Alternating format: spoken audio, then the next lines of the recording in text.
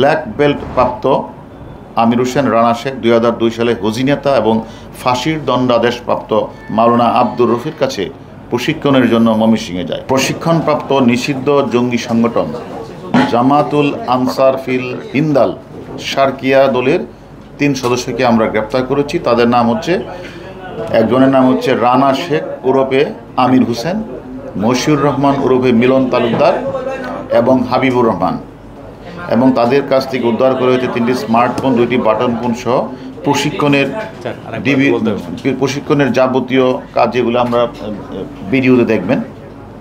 আসলে এই নিষিদ্ধ জঙ্গি সংগঠন হরকাতুল জিহাদ বা হুজি, আনসার আল ইসলাম এবং জামাতুল মুজাহিদিনের জেএমবির মুক্তিপ্রাপ্ত পলাতক বেশ কিছু সদস্য মিলেমিশে একটি সশস্ত্র গঠিত ঐক্যবদ্ধ হয়ে জামাতুল আনসার ফিল হিন্দাল শারকিয়া গঠন করে।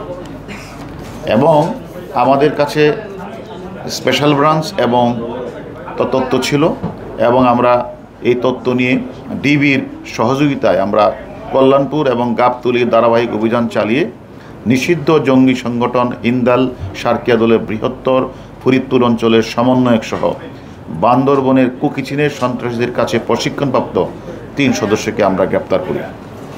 তো আসলে এই যে নিষিদ্ধ এই জঙ্গি সংগঠনের নেতা এবং সদস্যরা বিশ্বাস করে গাজওয়াতুল হিন্দ নামক একটা ধর্মযুদ্ধ হবে, এবং এই বিশ্বাস করা হয় যে কোনো এক সময় দাজ্জালের নেতৃত্বে ভারতে যখন মুসলিম নিধনের বড় রকমের চেষ্টা করা হবে, তখন ইসলাম ধর্মকে সমুন্নত রাখতে এবং মুসলমানদের সুরক্ষা দিতে গাজওয়াতুল হিন্দ নামক একটা ধর্মযুদ্ধে অংশগ্রহণ করবেন, এবং তারা বদরের যুদ্ধে অংশগ্রহণকারী শহীদ অথবা গাজীদের মতো মর্যাদা নেকির মালিক হন বলে তারা বিশ্বাস করেন।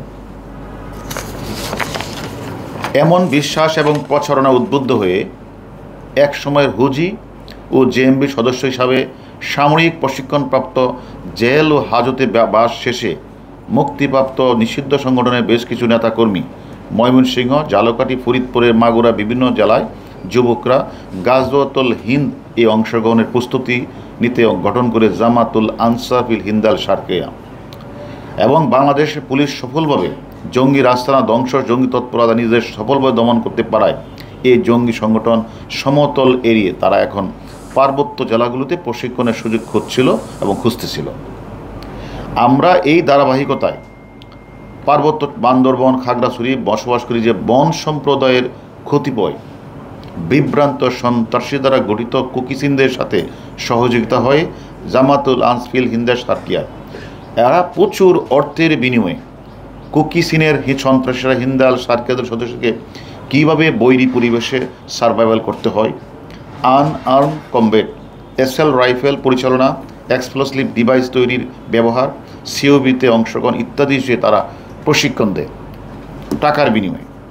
বাংলাদেশের পার্বত্য জেলাগুলোতে কিছু বিচ্ছিন্নতাবাদী ও সন্ত্রাসী গোষ্ঠীর সাথে মিলে অপরাধমূলক কাজে জড়িয়ে পড়া, দেশকে অস্থিতিশীল করে জঙ্গির হেলাফত স্টেট প্রতিষ্ঠা, পার্শ্ববর্তী দেশগুলোকে নিষিদ্ধ সংগঠনের সাথে যোগাযোগ বজায় রাখা এবং নিজ দেশ এবং পার্শ্ববর্তী দেশের বিরুদ্ধে ধর্মযুদ্ধে জড়িয়ে শহীদ বা গাজী হওয়ার নেকি অর্জন করে রসদ সামগ্রী কর্মী সংগ্রহ তৎপর ছিল গ্রেপ্তারকৃতরা।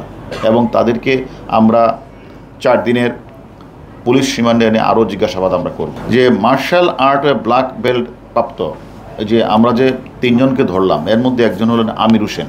তা সে হলো ব্ল্যাক বেল্ট প্রাপ্ত আমির হোসেন রানা শেখ 2002 সালে হুজি নেতা এবং ফাঁসির দণ্ডাদেশপ্রাপ্ত মাওলানা আব্দুর রফির কাছে প্রশিক্ষণের জন্য ময়মনসিংহে যায়। ময়মনসিংহের ভালুকায় অবস্থিত মাদ্রাসা পড়াশোনার পাশাপাশি হুজি সদস্য সামরিক এবং আনআর্ম কমব্যাটে প্রশিক্ষণ দেয়। 2003 সালের বাবা মামা ভগ্নিপতি মোট 8 জন হুজি সদস্য নেতা আব্দুর রফির সাথে বৈঠকের সময় ফরিদপুরের বোয়ালমালিতে পুলিশের কাছে ধরা পড়ে।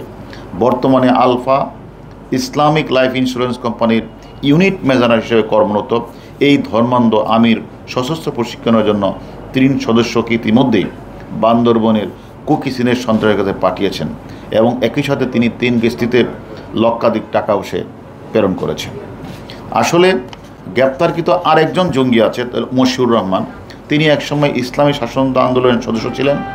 2002-2003 সালে হুজির সদস্য হিসাবে ময়মনসিংহের মৃত্যুদণ্ড জঙ্গি হুজি নেতা আব্দুর রহমান মাদ্রাসায় সামরিক এবং আনআর্ম কমব্যাটের প্রশিক্ষণ নেয়। 2013 সালে অপর জঙ্গি নেতাদের সাথে গ্রেনেড সহ জালকাঠিতে গ্রেপ্তার হয়ে 4 বছর জেলও কাটেন।